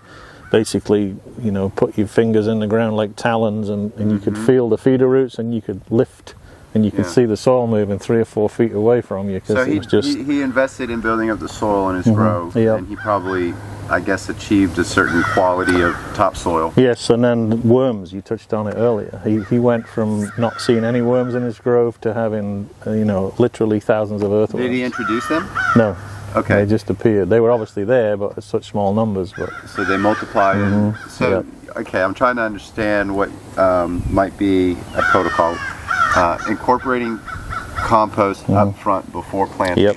And then top dressing compost and utilizing cover crops to add plant material back into the soil and to increase root interactions. Yep. And doing that over time. The worms then start to come back. Yeah, that drives, because the worm castings have their own unique properties that are very important to soil health. And then cover crops alone are good. Obviously, you can fix nitrogen, but again, there's a systematic relationship between a nitrogen fixing plant and biology in the soil. So by applying a good quality compost with good soil biology in it, or good natural biology, you can physically enhance that nitrogen fixation process. It's symbiotic and synergistic once these microbes. And actinomycetes are very important to nitrogen fixing. So, and then over time you can build back soil. Is this a 30-year project? Is this a 10-year project? I mean, again, it depends how much you to put out, but yeah, I mean, we've seen a significant difference in groves using 4 tons an acre per year. After about 4 to 5 years, there's a highly visible difference between going under the tree canopy and even digging on the edge of it and seeing that type of soil and that discolor, it's the humic acid formation that gives that darkness to the soil, which is another benefit of compost. It's high in humic acid. Right. So it's going to create that staining, that dark coloration, that good smell.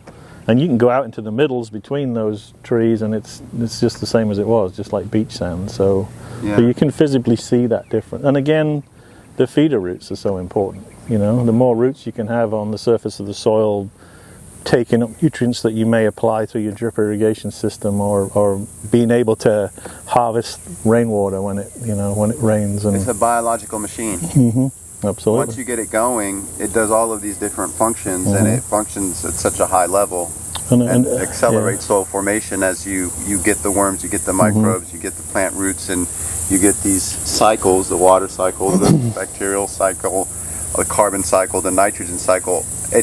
Everything starts spinning faster as you increase the biodiversity and the efficiency of the system. So it's like a slow start. We were talking earlier. Yeah. It's hard to change because at the beginning you don't notice too much, but it's quietly doubling. Yeah. And doubling and doubling and doubling, and then you get into a network effect scenario where now you have an emergent, non-linear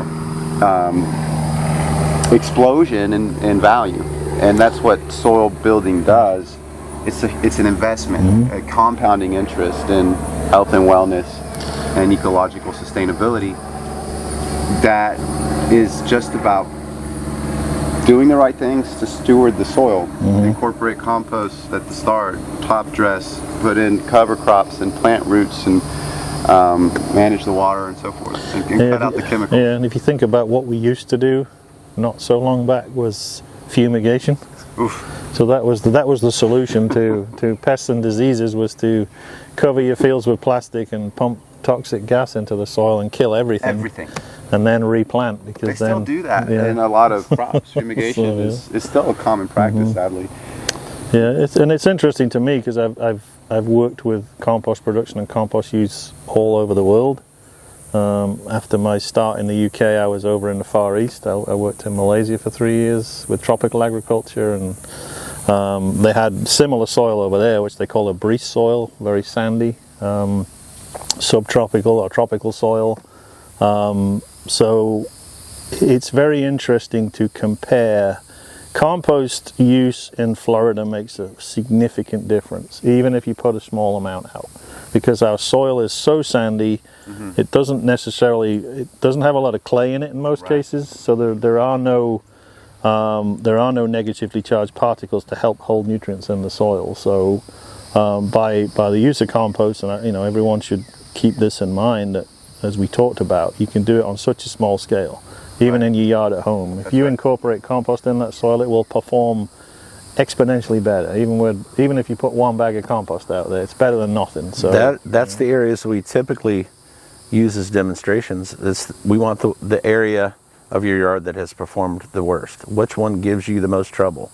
The same is true for golf courses. They all have areas that just aren't quite performing as well. It could be because of soil composition, it could be because of traffic. Those are the areas that we want to use as a demonstration because it works every time. It does. So the simple test, because people can try this at home. Correct. If you can get a hold of a bag of compost, command compost, you would tell them to pick the struggling area of their landscape, and then what would they do with the bag?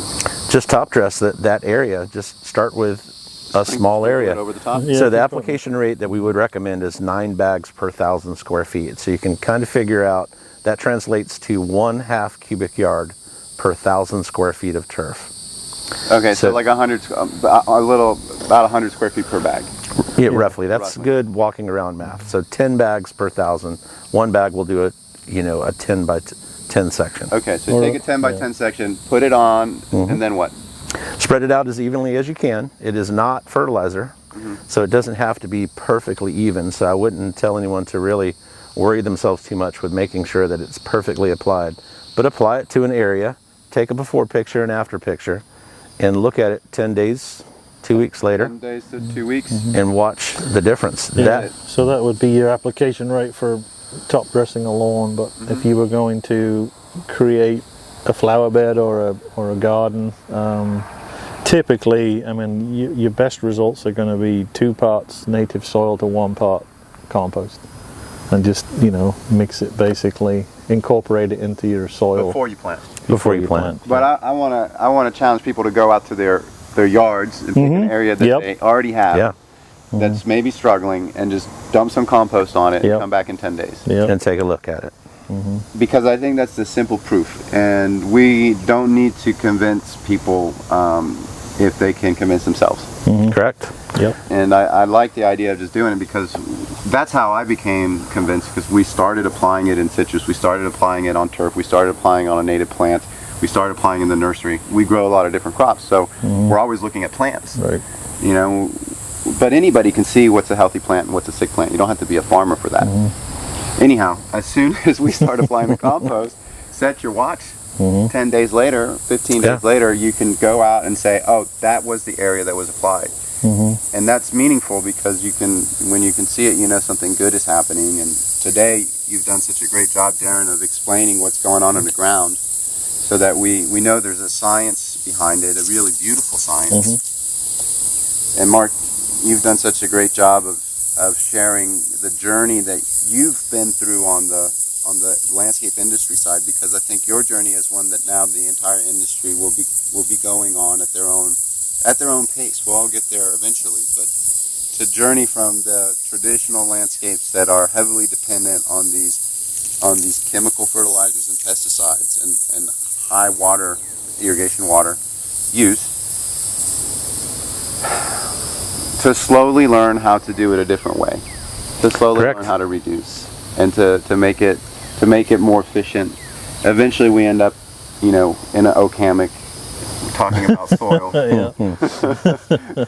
and I really hope that more people get interested in soil. You know, that's if there's any purpose of doing this podcast is you know, to share our love and joy for soil, and to clue people into the real beauty and the real mystery and the incredible richness and true power that is right here in the soil, working for us all the time.